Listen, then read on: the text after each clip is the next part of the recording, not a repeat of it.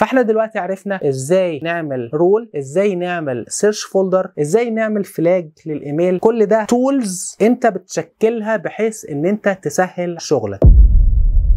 السلام عليكم ورحمة الله وبركاته. احنا الحمد لله المرة اللي فاتت عرفنا 8 حاجات قبل ما نخش على الحاجات الجديدة. انت دلوقتي لو راجل بيجي لك ايميلات كتير جدا في اليوم ومطالب ان انت ترد على بعضهم والبعض الاخر ما تردش عليه، فانت الحلقة دي هتكون مفيدة ليك. انت طبعا لو جالك 1000 ايميل بعد الحلقة دي هتعرف ازاي ان انت تصنفهم، ازاي ان انت تعمل فلاج، ازاي بعد ما تعمل فلاج وترد على الايميل تشيله من الفلاج. يعني من الاخر بدل ما بيجي لك 100 ايميل في اليوم هم موجودين في الانبوكس عندك، انت هتخلي حوالي مثلا 15 ايميل، 20 ايميل، 25 ايميل، دول اللي يخصوك ان انت ترد عليهم النهارده، بحيث ان انت بعد ما تخلص الايميلات دي اخر اليوم تكون رادد على جميع ايميلاتك. يعني مفيش اي ايميل هيفوتك بعد ان شاء الله ما تخلص الحلقه دي. خلينا نبدا على طول. دلوقتي فتحنا الايميل اهو، وعندي الايميل اللي هو الخاص بعبد الرحمن. طيب احنا دلوقتي اول حاجه هنتعلمها ازاي تعمل فلاج لايميل. عارف يعني ايه فلاج؟ يعني انت بتقول له الايميل ده يخصني دلوقتي، يعني الايميل ده بيروح في حته ثانيه، وهوريك ازاي تروح الحته الثانيه دي. احنا دلوقتي عندنا مثلا ايميل مبعوت لي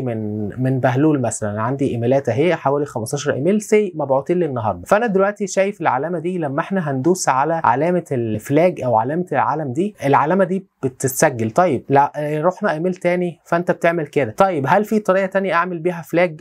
ازاي اظهر الايميلات؟ يعني مثلا انا هفضل انزل كده، لا الايميل ده مش مهم، عندي الايميل ده مهم فانا هعمل عليه فلاج، عندي الايميل ده مثلا مهم، فانت ايا يكن عملت فلاجز الايميلات. طيب ازاي ان انا اعرف اشوف الايميلات دي؟ الايميلات دي كلها بتروح لي في حاجه اسمها التاسك. احنا لو رحنا على التاسك دي هتلاقي الايميلات نزلت بالشكل ده، هتلاقي في الايميلات اللي انت عملت لها فلاج. تمام، مثلا سي ريكوست ميتنج، انت هتروح فاتح دبل كليك هيفتح لك الايميل اللي جالك في الانبوكس، انت دلوقتي عملت له فلاج. تمام، فانت هتدوس عليه دبل كليك كده، وواحد مثلا بيقول لي دير عبد الرحمن I would like to request a meeting، فانا هروح اعمل له ريبلاي كده مثلا وهرد عليه زي ما احنا شايفين. مثلا انا كتبت ايميل اوكي، وبعدين طبعا احنا بس مجرد تيست، وبعدين رحت رايح دايس سند. تمام، وقفلت. طيب اول ما اعمل كده انا خلاص رديت على الميل ده، فانا بشيله من الفلاج بتاعي، فانا بروح اعمل كده دبل كليك اهو، حتى وانا واقف عليه بيقول لي مارك كومبليت، هروح دايس كده فالايميل راح متشال من عندي. طبعا انت كل ما هترد على الايميلات هتروح دايس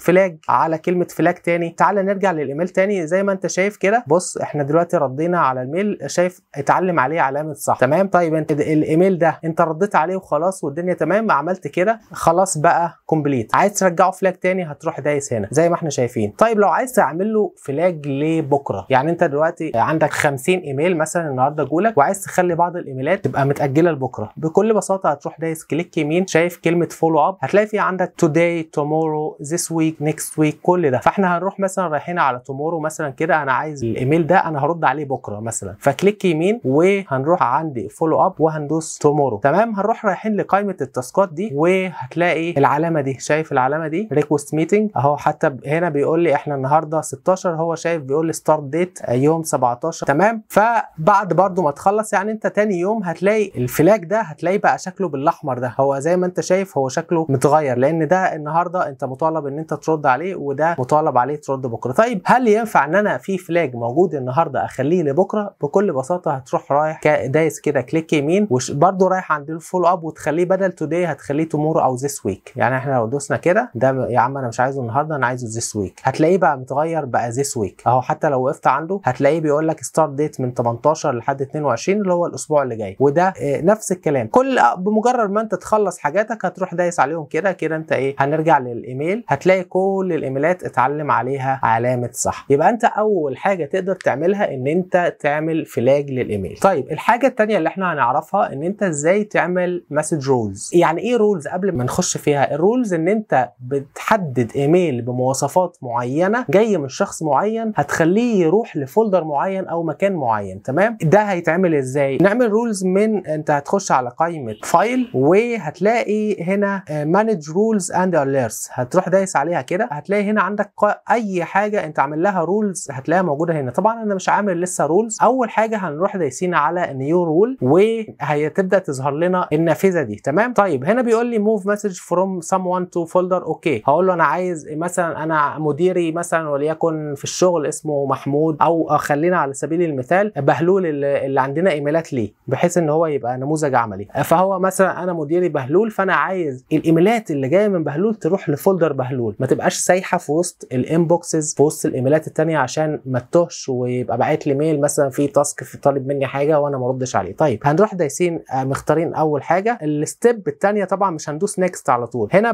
بيقول لي فروم بيبل. طيب قبل اي حاجه انا لازم اكون واخد الايميل بتاع بهلول كوبي. تمام، زي ما احنا اتفقنا ان الكمبيوتر اغبى آلة على الارض، فانت لازم تحدد له بالظبط هو هيعمل ايه. طيب احنا هنرجع كده تاني، الايميل اهو بتاع مديري مثلا وليكن ده، هروح دايس كليك يمين وهروح واخده كوبي، وبعدين هرجع تاني لفايل وهخش على رولز، وبعدين هبدا ان انا هدوس نيو رولز، وبعدين هبدا ان انا ادوس هنا فروم مين. فهو الاوتلوك عايز يعرف الرساله دي هتكون جايه من انهو ايميل بالظبط. هروح دايس هنا فروم وهروح حاطط ايميله اللي هو الايميل ده. طبعا انت ممكن تحطه بالصيغه دي هيقبلها، او لو عايز تحطها بيور، يعني عايز تحط الايميل بيور عادي، يعني تحط بالشكل ده اللي هو بهلول@outlook.com. اوكي، يعني هو هيقبل بالصيغتين. هتروح دايس اوكي. تمام، فهنا هتلاقي ايه ابلاي ذيس رول افتر ذا مسج ارايف، ان الرساله اول ما تيجي من الشخص ده هنوديها فين. هتروح دايس هنا. تمام، انت عايز تحطها فين؟ هتقول له انا عايز احطها في فولدر جديد جوه الانبوكس. هتروح دايس هنا نيو، اهو اخترت الانبوكس، وهتروح دايس نيو وهتكتب ايا يكن الاسم اللي انت محتاج تحط في الرساله. تمام، وهندوس اوكي. فلو تلاحظ هنا هروح عامل فولدر باسم بهلول. اوكي، وهندوس نيكست. هنا طبعا في بعض الخصائص الثانيه احنا مش هنتطرق لها دلوقتي، لان دي انت بتحدد شكل الرساله اللي جايه. يعني مثلا زي ما احنا شايفين الرساله لو فيها كلمه معينه من اللي جايه من بهلول هتحطها في الفولدر الرساله. لا، انا عايز دلوقتي كل الايميلات اللي جايه من الشخص ده نحطها هنا. دي كل ده انت بتخصص، يعني بتخلي الرساله اكثر تخصصيه، شكلها معين تخش جوه الفولدر. لا انا مش عايز، هو انا عايز بس ايه الرسائل اللي جايه من الشخص ده، وهقول له نيكست. نفس الكلام، ما انا برضو هدوس نيكست. هنا طبعا كل الاستثناءات، يعني لو الرساله جايه ما فيهاش كذا برضو انا مش محتاج ده دلوقتي. هدوس نيكست. هنا بيقول لي انت عايز تعمل الرول دي على الرسائل اللي جايه بعد كده ولا اللي موجوده دلوقتي واللي جايه بعد كده؟ لا، هقول له اللي موجوده دلوقتي واللي جايه، يعني الحاجات اللي موجوده اوريدي في الانبوكس واللي جايه، بحيث ما يبقاش عندي رسائل باسم بهلول في الانبوكس ورسائل جوه الفولدر بتاعه، لا كلها تبقى جوه الفولدر بتاعه. تمام، فانا اهو تيرن اون اللي هي ان انا هشغل الرول دي، وده الستيب الريفيو الرول هتبقى عامله ازاي. وهتروح دايس فينيش وهتروح دايس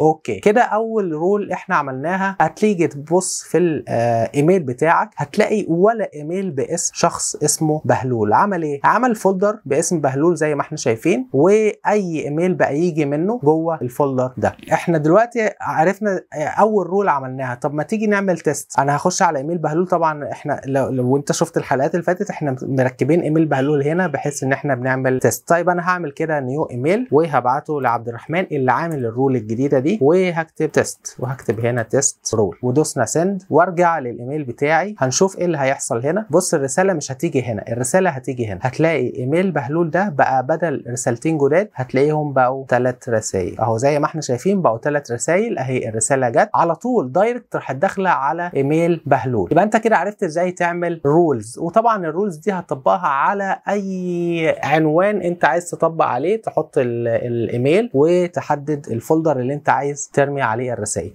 طب ايه عيوب الرول؟ عيوب الرول انا من وجهة نظري ان انت دلوقتي هتبقى شبه مشتت، عندك انبوكس فيه رسائل وعندك فولدر، فانت هتبقى مضطر ان انت تبص على الانبوكس وتبدا تبص. لو انت طبعا عندك اقسام بقى ومديرين وي فانت لقيت نفسك رحت داخل عملت 10 فولدرات، فانت هتضطر كل يوم تبص على الانبوكس، ولازم تخش على فولدر، لان الرول ما بتحطش الحاجه في الانبوكس وتحطها في الفولدر. لا، الرول هي بتتجاهل الانبوكس بتحطها لك جوه الفولدر. فانت ضروري لازم كل يوم، يعني زي ما احنا شايفين كده الانبوكس ده البرايمري بتاعي، صندوق الايميل بتاعي الرئيسي ما جاليش عليه اي رساله من بهلول. لازم عشان اتاكد انه بعت ميل لازم اخش على الفولدر بتاعه. فدي من عيوبها. انت دلوقتي خلاص عرفت تعمل رول. طيب فرضا انت عايز تعمل رول، يعني بص الرول انت بتشكل القاعده زي ما انت عايزها، بتخلي الاوتلوك يطبقها لك. طب احنا عايزين اي ايميل يجي من بهلول يتحط في الفولدر بتاعه، دي كده رول. وفي نفس الوقت يحطها لي فلاج كاني عاملها فلاج عشان ما انساش. تمام. طيب ازاي هنطبق ده؟ نفس الكلام، هنخش على فايل وهنروح داخلين على رولز، وهنبدا طبعا هنا الرول اللي احنا عملناها هنقول له انا عايز اعمل نيو رول. هروح دايس نيو رول. طبعا احنا اتفقنا ان لازم يكون الايميل متاخد معايا كوبي. تمام. فهناخد الايميل بتاع بهلول ده هناخده كده كوبي. اوكي. وهنعمل كده نخش تاني على رول وهندوس نيو رول، وزي ما احنا شايفين بص فلاج مسج فروم someone فور فولو اب. هنا بيقول لي هي مترجمه نفسها ان الرساله هتيجي من الشخص ده هعمل لها فلاج. طيب الستيب الثانيه هتروح حاطط الايميل. اوكي. فلاج.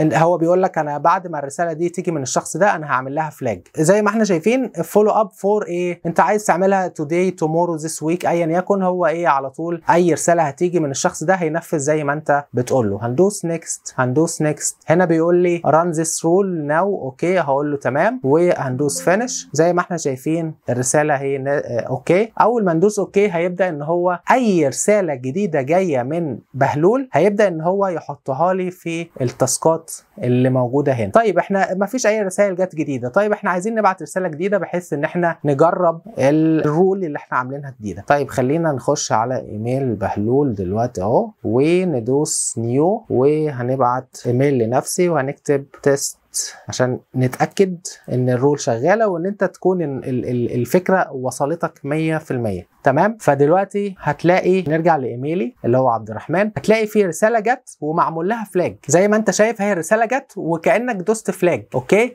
بحيث ان لو النهارده جالي 50 ايميل من بهلول هلاقيهم كلهم موجودين في الفولدر بتاعه ومعمول لهم فلاج زي ما احنا شايفين. هتخش على الفلاجز هتلاقي زي ما انت شايف كده تيست فلاج. هتبدا ان انت خلاص خلصت، عملت ريبلاي، طلب منك فايل، عملت له ريبلاي وخلصت المهمه. اول ما تدوس كده شكرا كده انت عملت انفلاج للايميل ومبروك عليك كده انت ايه خلصت المهمه بتاعتك. تقدر تطبق ده بقى على اي عدد من الاقسام من الشركات من المديرين، ان انت تقدر تعمل يا فلاج مانوال يا اما تعمل فلاج برولز. طيب هل في امكانيه ان انا اخلي قائمه التاسك دي موجوده عندي في الشاشه هنا؟ طبعا، بحيث ان كل حاجه تبقى موجوده قصادك بالشكل ده. لو احنا جينا وقفنا هنا شايف العلامه الصغنونه دي، اول ما تدوس عليها كده هتبدأ تلاقي كل الحاجات اللي انت عامل لها فلاج موجودة هنا. عملت هنا فلاج بص زي ما احنا شايفين بيقول لك ان في فلاج. بص لما اشيل بص بينزل بيتشال. فانت عندك قائمة التاسك موجودة هنا. زي ما اتفقنا ان الرولز لها عيوب، فالبديل ليها وانا عن نفسي انا بفضل البديل بتاع الرولز اللي هو حاجه اسمها سيرش فولدر. السيرش فولدر دي احسن من الرولز في ايه؟ ان الرولز ساعات لما بتكون كتير انت ممكن مع الوقت تلاقي نفسك عامل مثلا 50 60 رولز، هتبدا تلاقي الايميل نفسه بيهنج، لان الرولز دي هي بتبرمج السيرفر ان هو يطبق حاجه معينه انت عايزها. فكل ما الرساله تيجي السيرفر بيبدا يعمل بروسيس ان الرساله دي ينزلها على الرول بحيث ان هي يشوف هتروح فين. طيب ايه هو السيرش فولدر؟ السيرش فولدر هو ان الرساله بتفضل موجوده عامله زي فكره الفلتر بالظبط. عندك البرايمري ميل بتاعك اللي هو الانبوكس في كل الرسائل الخاصه بيك. تمام. السيرش فولدر تخش تقول له انا عايز الرسائل اللي جايه من بهلول، يقول لك الرسائل اللي جايه من بهلول كذا كذا كذا، وهي اوريدي موجوده في الانبوكس. يعني هي هتلاقيها موجوده في الانبوكس، والسيرش فولدر بيقول لك ان ده شورت كات ليها، بحيث ان انت لو كل يوم يعني ما تبقاش مشتت، يبقى انت كل يوم بتبص على الانبوكس شايف رسائلك كلها واحده، وفي نفس الوقت السيرش فولدر تحت بيقول لك الرسائل متفلتره بالشكل الفلاني. طب هنعرف ده ازاي؟ انا عن نفسي بفضل السيرش فولدر عن الرولز. تمام. بس طبعا لازم تكون عارف الرولز، لان هي ممكن تكون مناسبه لبعض الناس في شغل معين. يعني هي كل حاجه بتكون مناسبه لحد في شغله، يعني انت اللي بتشكل الاوتلوك زي ما انت عايز. احنا هنمسح الرولز القديمه بالمره، تكون عارف ازاي تمسح رولز. بكل بساطه هنروح داخلين على الرولز اللي احنا طبعا بدوس كنترول وادوس على الاثنين كده، انا عملت لهم ايه السلكت، وهنروح رايحين على كلمه ديليت. تمام. وهدوس اوكي. طيب انا كده مسحت الرولز. هل معنى كده ان الرسائل كلها اتمسحت؟ لا، هي الرسائل ما اتمسحتش في الحقيقه. يعني زي ما احنا شايفين كده هو مسح الرولز، بس دلوقتي بهلول هيبعت لي ايميلات جديده، هي مش هتروح هنا، هي هتيجي في الانبوكس. فانت لو مسحت الفولدر ده كده خلاص كل الايميلات اللي في الفولدر راحت. طب ازاي انقلها؟ هنروح دايسين كنترول ايه. تمام كده عملنا ايه سيلكت لكل الايميلات، وهروح ايه شددها بكل بساطه في الانبوكس. زي ما احنا شايفين كده الايميل الفولدر ده بقى فاضي. هروح دايس كليك يمين ودايس ديليت فولدر، فاصبح الايميلات موجوده هنا في الانبوكس. طب ازاي اعمل سيرش فولدر؟ هنعمل سيرش فولدر لنفس الايميل، ايميل بهلول، تمام؟ بس عشان تبقى عارف الفرق بين السيرش فولدر والرول. طيب شايف كلمه سيرش فولدر دي؟ هتروح دايس كليك يمين. طبعا برضو قبل اي حاجه انا هاخد الايميل كوبي معايا بحيث ان انا اعرف الكمبيوتر ان انا عايز اعمل فلتر على ايميلات الراجل ده، تمام؟ هنروح دايسين على هنا، شايف كلمه سيرش فولدر؟ هندوس عليها كليك يمين ونيو سيرش فولدر. هنا طبعا بيقول لي انت عايز تعمل سيرش فولدر على ايه؟ طبعا ممكن اعمل ان ريد ايميلز، عن احنا اللي بنتكلم فيه ان احنا عايزين ايميلات من شخص معين هتتحط في السيرش فولدر، فهنختار ميل فروم سبيسيفيك بيبل، اوكي؟ فهندوس عليها كده وهنروح دايسين تشوز وهنحط الايميل هنا. بس في السيرش فولدر انت بتحط الايميل بالشكل ده اهو، الايميل بيور كذا كذا كذا @ كذا.com او دوت اي حاجه، اوكي؟ وهنروح دايسين اوكي، تمام؟ وهنروح دايسين اوكي. هتبدا تلاقي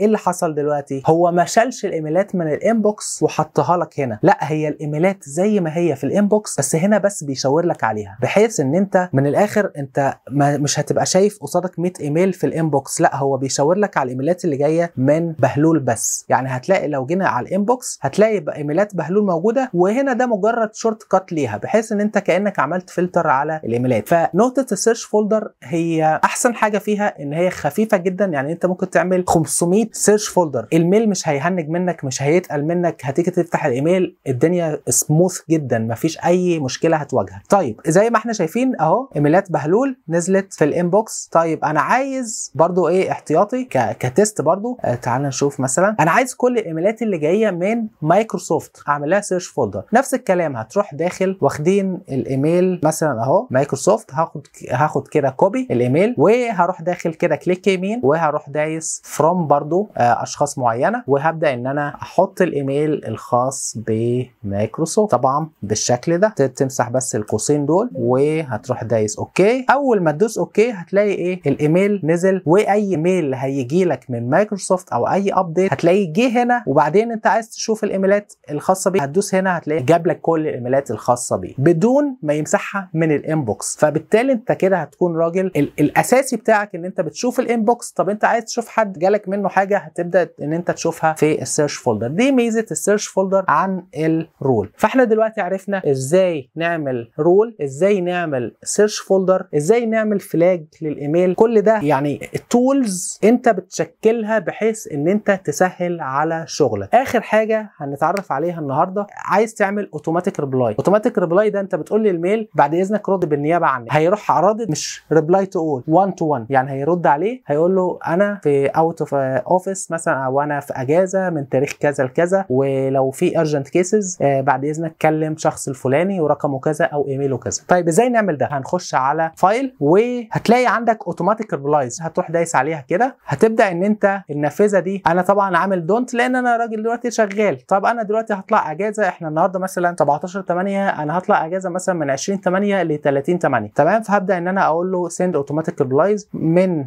الفتره 20، تمام؟ الساعه طبعا كذا، عايز تخليها من الساعه هتخليها من الساعه مثلا 12 او من الساعه 8 الصبح لحد مثلا يوم 30. فهنا ستارت واند ديت، وهتبدا ان انت تكتب الرساله بتاعتك دير بليز بي نو ليف بليز، وتروح حاطط ايميله، ولو عايز تحط كمان رقم التليفون خلاص دوست اوكي. هيبدا خلاص الاوتلوك خد اوردر ان انت بمجرد ما يجي يوم 20 هو هيرد بالنيابه عنك. اي حد بعت لك ميل فهيروح رادد على الراجل ده بغض النظر عن الناس اللي في CC، هو هيروح رادد 1 تو 1 للراجل اللي بعت الايميل بليز زي ما انت كاتب بالظبط فور ايرجنت كيسز، برجاء يعني ايه التواصل مع الشخص الفلاني، او زي ما انت عايز. انت ممكن تكتبها بالعربي بالانجليزي زي ما انت عايز، بحيث ان انت بتخطر الشخص التاني ان انت دلوقتي مش موجود في المكتب او مش موجود في الشركه. كده احنا عرفنا النهارده الحاجات اللي تخليك منظم في الايميل. وطبعا مش هفكرك بالمقاطعه، احنا كلنا هنتسال، فالمقاطعه لازم تكون اسلوب حياتك. شكرا ليك، السلام عليكم ورحمه الله وبركاته.